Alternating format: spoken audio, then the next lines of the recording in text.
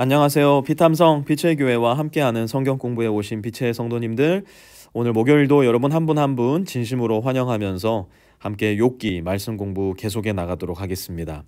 하나님 고맙습니다. 오늘도 말씀 앞에 선 우리 빛의 성도들에게 우리 안에 계신 성령께서 말씀하여 주시고 우리의 생각과 마음을 깨우쳐 주셔서 오늘 말씀 가운데 거하시는 우리 주 예수 그리스도의 선명한 모습을 볼 수 있도록 도와주시고, 고통과 고난과 눈물과 상처의 음침한 골짜기를 걷는 우리 빛의 성도들이 있다면 오늘 말씀 가운데 우리가 붙잡아야 할, 우리가 향해야 할 유일한 우리의 변호인, 유일한 우리의 구원자 예수님을 분명하게 발견할 수 있는 복된 시간 될 수 있도록 하나님께서 하늘의 은총으로 함께하여 주시옵소서. 예수님의 이름으로 기도드렸습니다. 아멘.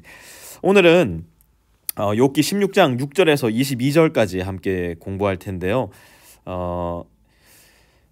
말씀을 공부하면서 한번 이걸 생각해 봤으면 좋겠어요. 우리가 함께 읽는 말씀 속에 분명히 누가 보일 겁니다. 옛날에 왜 그런 거 있잖아요. 이렇게 그 큰 그림 두 개가 이렇게 있고 뭐 이렇게 점이 이렇게 찍혀 있는데 여기 위에 두 개의 점에다가 집중을 하면 띠용 하고 튀어나오던 그 매직 아이 생각나십니까? 오늘 말씀이 꼭 매직 아이 같아요. 뭔가 이렇게 자세히 들여다보면 뭔가가 튀어나옵니다. 그게 누구일지 한번 저와 여러분이 찾아봤으면 좋겠는데요. 함께 6절부터 보도록 하겠습니다. 내가 아무리 말을 해도 이 고통 줄어들지 않습니다. 입을 다물어 보아도 이 아픔 떠나가지 않습니다. 먼저 입을 다물었대요. 아픔과 고통이 있는데 입을 다문 거예요. 7절도 보면요, 주님께서 나를 기진맥진하게 하시고 내가 거느리고 있던 자식들을 죽이셨습니다. 나를 기진맥진하게 만들고 나의 모든 것을 다 죽여버리신 거예요. 나보다 더 큰 아픔을 겪는 게 뭡니까? 나의 죽음보다 더 큰 괴로움이 뭡니까? 자식들의 죽음 아니겠습니까? 8절도 보니까요, 주님께서 나를 체포하시고 주님께서 내 적이 되셨습니다. 내게 있는 것이라고는 피골이 상접한 앙상한 모습뿐입니다. 9절도 보니까요, 주님께서 내게 분노하시고 나를 미워하시며 내게 이를 가시며 내 원수가 되셔서 살기찬 눈초리로 나를 노려보십니다. 10절에 보니까요, 사람들도 나를 경멸하는구나, 욕하고 뺨을 치는구나, 모두 한패가 되어 내게 달려드는구나. 하나님이 나를 범법자에게 넘겨버리시며 나를 악한 자의 손아귀에 내맡기셨다.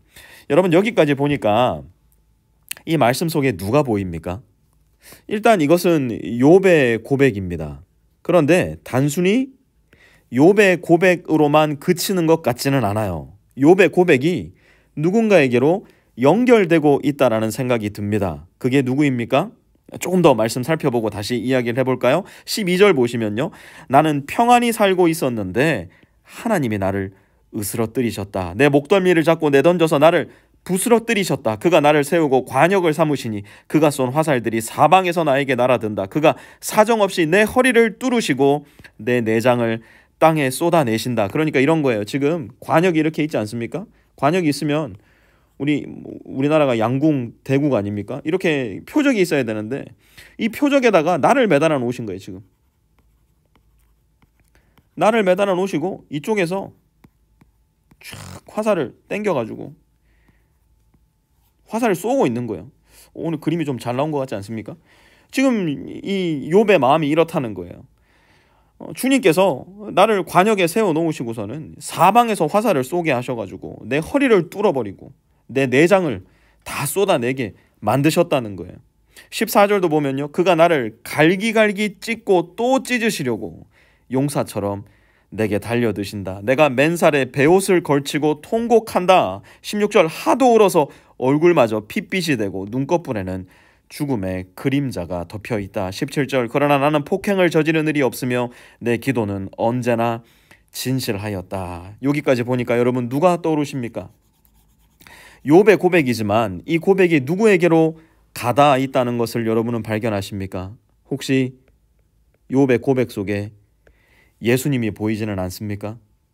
고난당하실 그때에 입을 다물고 계셨던 예수님, 이사야 53장에서 예언되었던 대로 그는 어린 양처럼 아무 말도 하지 않으셨던 예수님, 피골이 상접한 앙상한 모습으로 주님의 분노와 미움과 이를감과 원수가 되셨던 예수님. 왜요? 예수님이 누구를 품으셨기 때문에요. 예수님이 나를 품으셨기 때문에, 나의 죄를 품으셨기 때문에 하나님에게 원수가 되시고 미움이 되시고 하나님의 분노를 모두 그 몸 가운데 받으셔야 됐다는 거예요. 뿐만 아니라 사람들은 예수님을 어떻게 보았습니까? 경멸하고 욕하고 뺨을 치는 행위, 예수님이 침을 뱉음 당하고 얼굴에 뺨을 맞으시고 채찍을 맞으셨던 그 일, 욥의 고백 속에 예표되어 있는 예수님의 모습을 우리는 볼 수 있는 겁니다. 하나님이 나를 범법자에게 넘겨버리시며 악한 자의 손아귀에 내맡기셨다. 유대 종교 지도자들,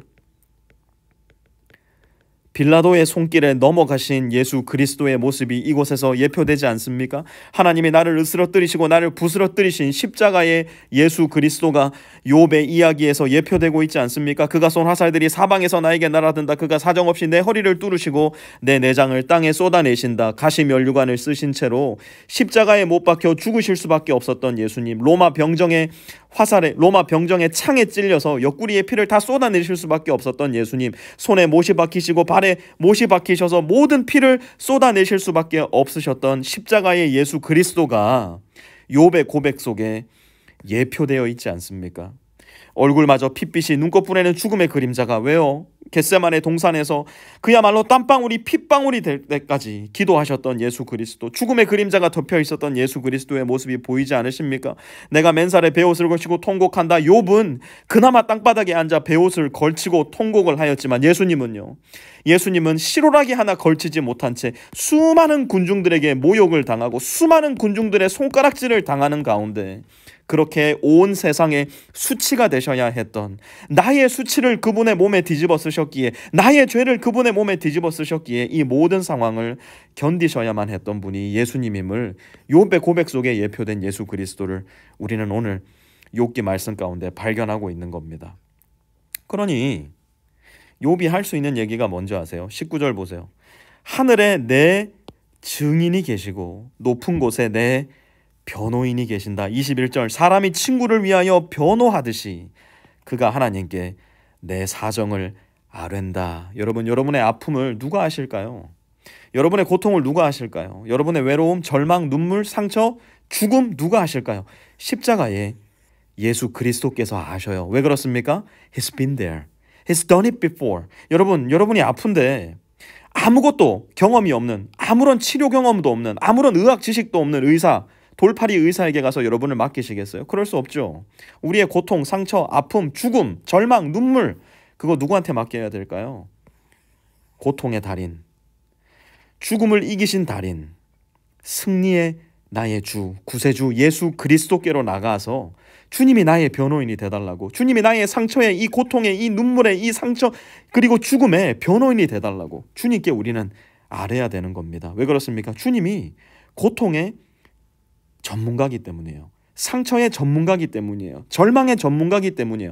죽음의 전문가이기 때문이에요. 그리고 그 모든 것을 이기고 다시 사신 우리의 살아계신 주님이시오 구세주이시기 때문이에요. 욥은 이렇게 이야기합니다. 이제 몇 해만 더 살면 나는 돌아오지 못하는 길로 갈 것이다. 욥은 절망의 끝에서, 상처의 끝에서 결국은 죽음을 당하지 않았어요. 욥기 42장에 가서 보면요, 140년을 더 살았다고 얘기를 해요. 모든 부의 2배를 더 받았고요, 10자녀를 회복했고요, 모든 것을 더 회복하고 사람들로부터 찬송과 찬미를 받으며 칭찬 속에 살았던 사람이 욥이었어요. 그런데 예수님은 고통과 고난의 끝에 진짜 죽임을 당하신 분이에요. 돌무덤에 들어가셔서 3일을 죽음 가운데 하나님과 완전히 단절된 채 계셨던 분이세요. 왜 그랬었을까요? 왜 그 일을 겪으실 수밖에 없으셨을까요? 나 때문이에요. 나의 죄 때문에. 그리고 지금은 나의 변호인이 되셔서, 나의 죄를 다 씻어주신 변호인이 되셔서 하나님 앞에 지금도 나를 위해 나를 변호하시는 예수님, 지금도 나의 고통과 눈물과 상처를 씻어주기 위해 하나님 앞에 나를 변호하고 계신 예수님, 오늘 욥의 고백 가운데 나를 위해 이 세상에 오시고 나를 위해 죽으시고 나를 위해 부활하신 예수 그리스도의 모습을 발견하실 수 있었으면 좋겠고요. 그 예수님을 더욱더 의지하고 그 예수님 앞으로 더욱더 가까이 나아갈 수 있는, 그 예수님의 손을 굳게 잡을 수 있는 저와 여러분 모두 되실 수 있기를 주님의 이름으로 부탁드립니다. 하나님, 오늘 욥의 고백 속에 예수님을 발견합니다. 욥은 자기 자신의 죄를 하나 죄값 치르기 위해서 자기 목숨을 버리지도 않았지만 예수님은 나의 죄와 우리 모든 인류의 죄를 위해 죽으시고 고통당하시고 부활하신 우리의 주님임을 오늘 말씀을 통해 다시 한번 확증하고 다시 한번 증거하게 됩니다. 하나님, 오늘 아픔 가운데, 절망 가운데, 눈물 가운데 있는 사람이 있다면 그들의 마음 가운데 성령께서 그들의 눈을 열게 하여 주셔서 예수님을 바라볼 수 있도록 도와주시고, 십자가의 죽음으로 나를 지켜주신 예수님이 오늘 나의 이 상처와 이 아픔을 함께 해주시지 않겠는가, 그 믿음 우리에게 허락해 주심으로 말미암아 우리의 인생, 홀로 사는 인생이 아니라 주와 함께 사는 인생임을 기억하게 하여 주시고, 결국 이 세상에서의 생이 끝나는 날 영원한 생명으로 들어가 영원히 사시는 예수 그리스도와 영원토록 함께 사는 존재가 바로 우리임을 믿고 그 소망 가지고 오늘 하루도 살아갈 수 있는 우리 모든 빛의 성도 될 수 있도록 하나님 은혜 베풀어 주시옵소서. 예수님의 이름으로 기도드렸습니다. 아멘.